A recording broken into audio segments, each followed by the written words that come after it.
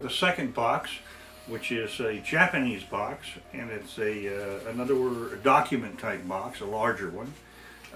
This one was made probably in the 19th century, but very unusual. So here's a first look at it, and you get the idea that the dramatic impressions that they want you to see are often very vivid. This one's done in a really bright orange, which was not really used that much, but was in the later periods, such as contemporarily now and turn of last century, which is when this piece was made. It is just typically a one type of a box. Let me kind of show you the rest of it. It just goes over to the area, and it ends up being the same kind of a design, and that's basically what you got. Now, the inside, I'll get down to that. Lid comes off.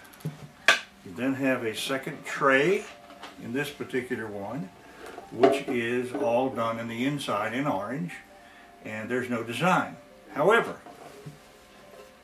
the lid, as I told you sometimes, has a design in it. And there it is. It's a nice, pretty design that is similar to the outside work, same thing. And these are not uncommon. They use these for documents and writing and whatnot. It's something that you do see occasionally in stores and whatnot. So this is the kind of thing you need to be looking for. Again, the key to all of this is quality. Condition, condition, condition. That will make them unique in your collection. If they're badly damaged and you want to go ahead and get them at a very inexpensive price to just look at the techniques and what's involved, you may do so. If they're badly damaged or minorly damaged, they can be repaired, but I will warn you that it's very expensive, and usually it's not that great unless it's sent back to Japan where the lacquer makers work on it. So trying to have it repaired here in the U.S. by guys that will say, yes, I can repair that, I would not try it. Now, I have several that I use, and I could recommend them maybe, but stay away from that. Just get them in as good a condition as you can possibly get them for your own collection to enjoy them that way.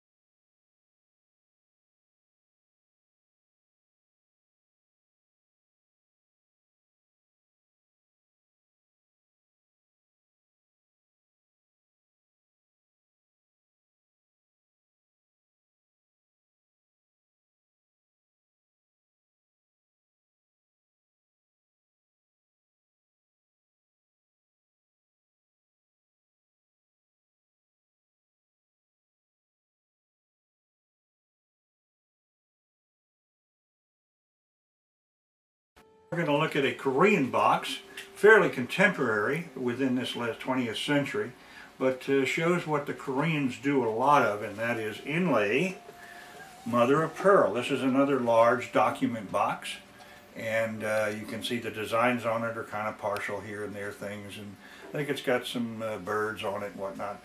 But this is what they did. They pick out a really nice mother of pearl, chip it up, and then mount it in this surface on here. They did it on furniture, everything that they had. It was cheap, inexpensive, just had to be technically put on the deal. As you can see, the design on all of these boxes generally goes all the way around on 5 sides at least. There's never really anything on the bottom. I don't think I've ever seen one with a bottom design, mainly because it's going to be scratched and moved around. This particular box has had some use. It's got some scratches here and there, but when we go to the inside of it, as again, it's going to have, sometimes it doesn't, a tray. Now, here's the tray. They've done the same thing in the tray that they did with the top. And that's the kind of thing that they continue doing, the same design, and that's what you're going to see in Korean work with what's called mop or mother of pearl. It's a unique design for them. The Japanese and others used it limitedly in their design sometimes. So that's an interesting piece, you know.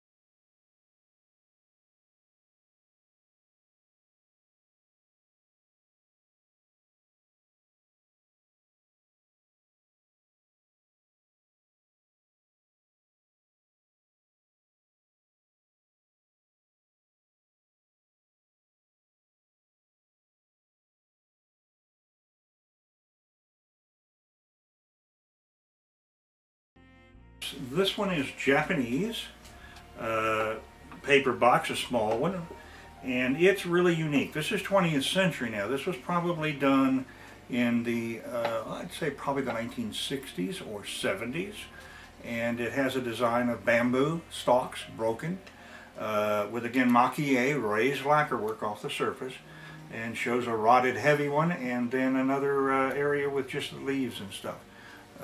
It's just very simple. The Japanese generally tended to do a lot simpler design than the Chinese ever did. They love to be very garish. Not all the time, but most of the time. The inside of this box, and I'll just open it, has nothing. There are no other designs except that top piece, thus being more of a contemporary design. These pieces are relatively available still in Japan today as a newly made piece. This, as I said, was probably made in the 60s. I have no idea. It's just earlier than the last 50 or 60 years. Or, no, I'm sorry, about the same time frame. These pieces are, I think, really fun. They're very simple and they have a great design.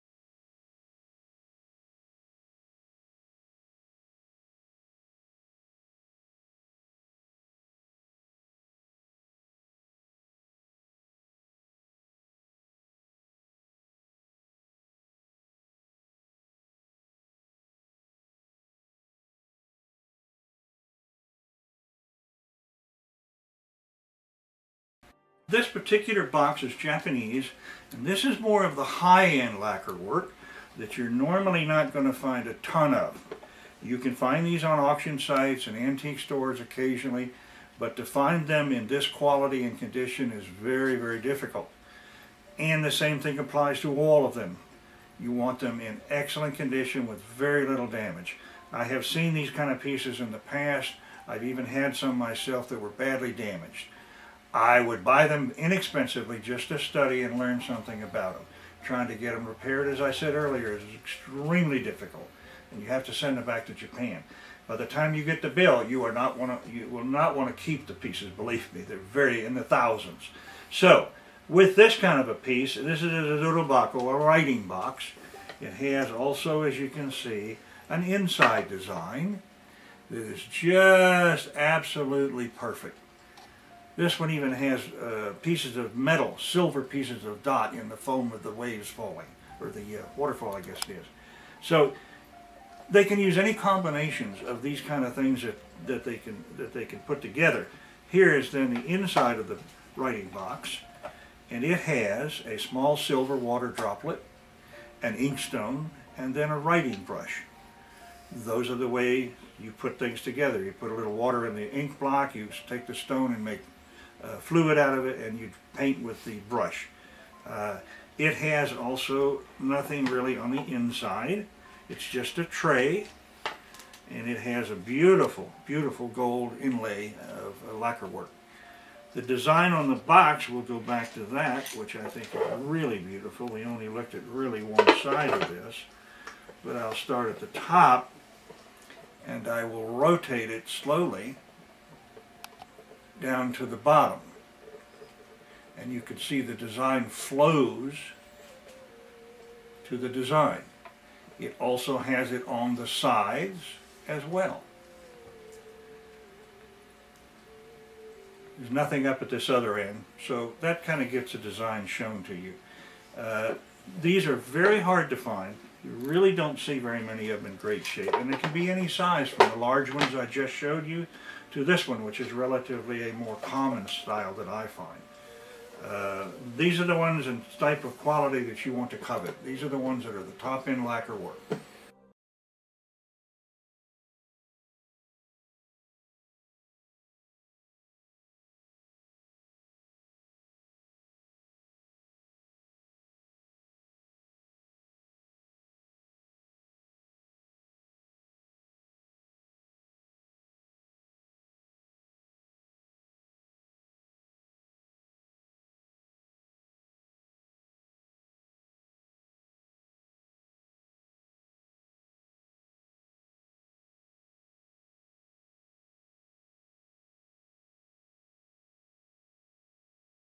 I've got 3 Japanese pieces here, which are smaller in shape and size. One of these, normally this type of a container with a round container, 2 pieces, it opens up. This is just a basic box used for whatever they want to use it for. Sometimes, depending on the size, they were used to hold round mirrors, but I've never seen many of them stored in one, although often they used it for that. This one has mones or coat of arms of different families on it. So the design that's on it is kind of unique, but very simple. Similar to the first one I showed you, with tendril vine work of leaves, etc., and then a central design, which in this case, again, is the coat of arms, or Japanese word is mon. The interior of these boxes is also kind of unique in that you don't see a lot of them in general, but this one also has, as you'll see, a design inside the lid. And that's it. It doesn't have anything else further in it, but it's done in gold lacquer for the rest of it. The next piece is a small, or what we call almost a kogo, or small container for different things that they could use in it. It is not it's not very big. It's only probably about 3.5 inches across, but it's really fun.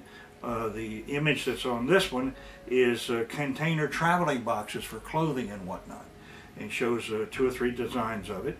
Then the edges are also done over in the side with the matching designs to meet when the 2 pieces go together, and it's kind of fun to see that too. So even on the small pieces, they carry the designs over. The insides, again, in this one has gold lacquer, and that's it. All right, the last thing I'm going to show you is another kind of a kogo, or small container, and I'll take that out in a second. What I'm showing you here is the box that it goes into. Most boxes, unfortunately in the West, when we get them, get separated. You want to get the original box with the piece and keep it with it at all times.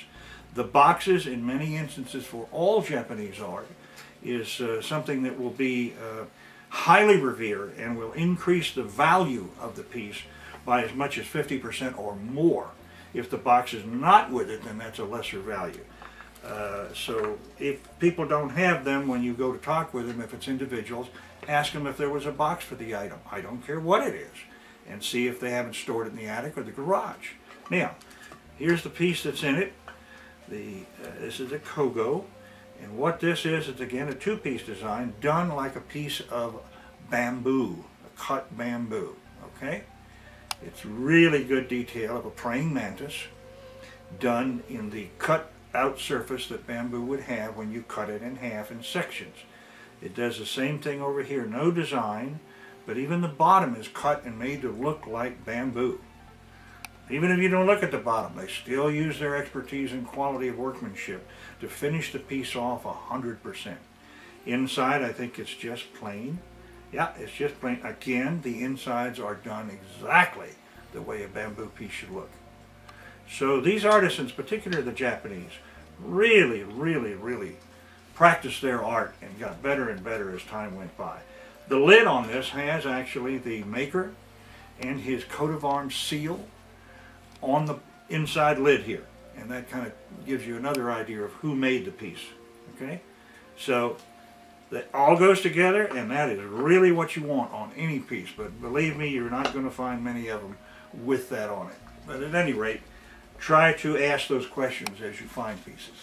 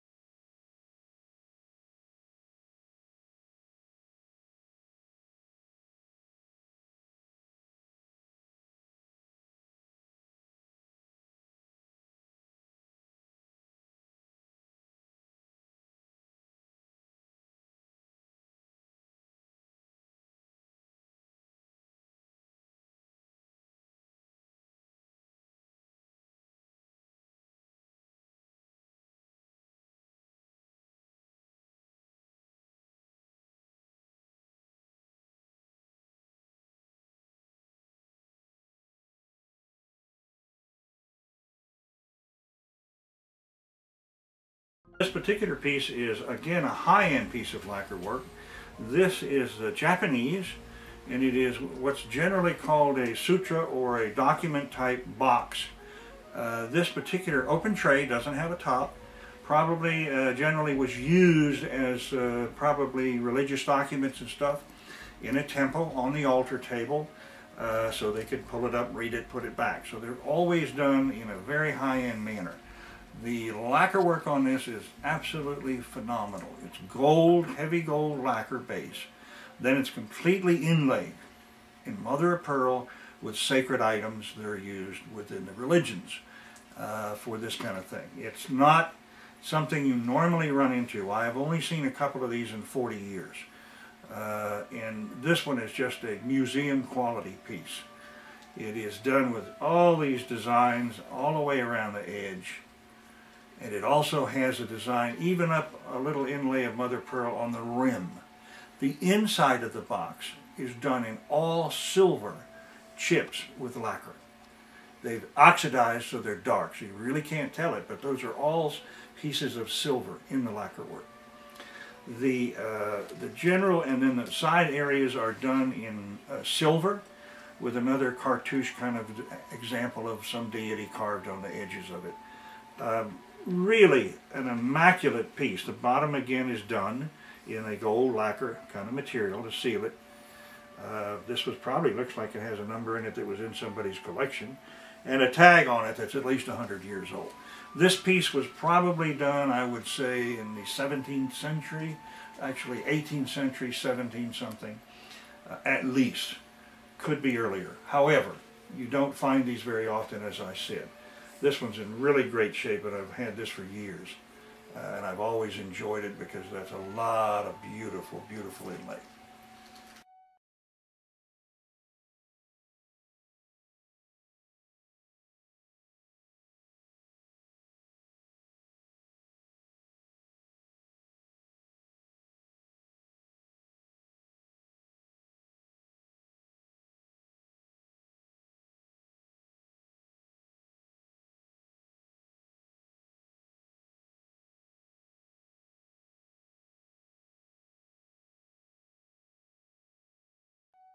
These are gold lacquered Chinese pieces. I've only shown you 3 of them.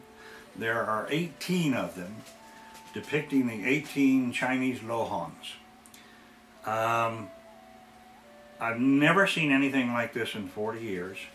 They are all made out of a lightweight, hollow inside lacquer. So they have no substance in weight to them at all. But the lacquer work and the carved detail on these things is phenomenal.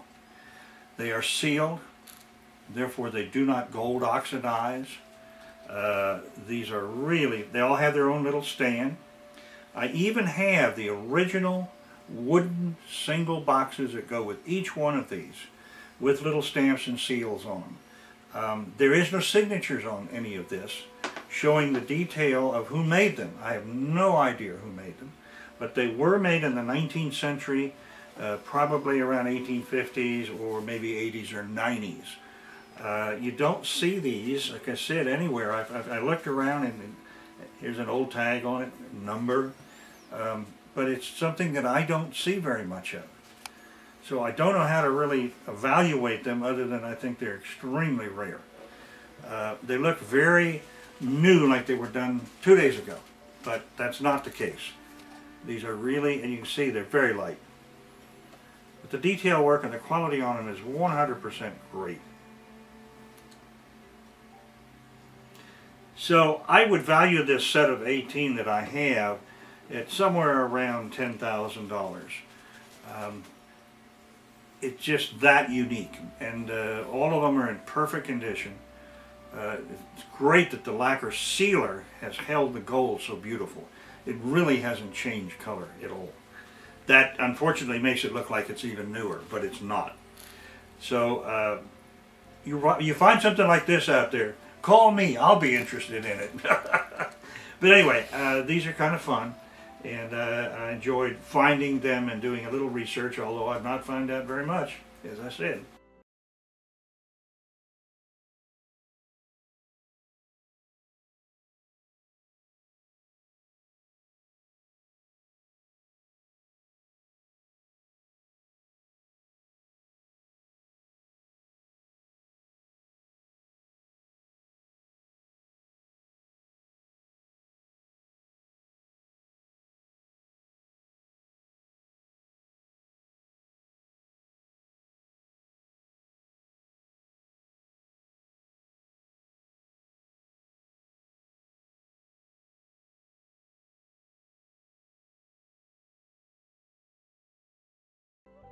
Okay, now we're going to show you kind of the best for last, or at least one that I really enjoy. I ran into this guy probably 8 or 9 years ago. It's different in that you don't ever see this kind of work in Japanese quality items very much. It's like a paper mache, again like the gold Chinese pieces I just showed you. It's hollow lacquer work, the body, and it's a guy fighting a snake and trying to kill him, and it's really unique. These were done in about the 1850s and the latter part of the 20th century, up until about probably 1910 or so, and I think they probably made a few after that as well. They were very popular and made to go around the world, and people would find these things extremely realistic, which this is. The painting on these things for the man himself is just absolutely phenomenal. And you want to take a good look at his frontal facial features and his torso. All of this is done in total autotomic just detail work. It's just perfect. Muscles, veins, hair under his arms, eyes, all his facial expression is just phenomenal. Everything on here is just top quality in both cut and design and lacquer work that finishes it, and they're really kind of a unique period. Often when you see these, I've seen others like this, but they're like two wrestlers or some other scene that to me is not very interesting. This is extremely dramatic and kind of a one-of-a-kind. I'm sure they didn't do any more of these. These were not put out in mass production. They were custom ordered or made for design that somebody would like and they could purchase them. So you just don't see many of them. The value on something like this probably would run around, or I value it probably at around $7,500. They'll go that much at auctions or even higher depending on what the image is and whatnot. This is the most interesting image I've ever seen of any of the work that was done like this. So, you know, you might run into these, but probably not. Anyway, that's kind of it for the first video on Japanese and Chinese and Korean lacquer work. If you want to go to my website and my channel links and whatnot, please do so. Telephone number's on there. If you have any questions about these things, call me. I'll be glad to talk with you or give you some advice or whatever. And at the same time, you can find pieces that you may want to purchase. All right? All right, well, thank you very much for joining me.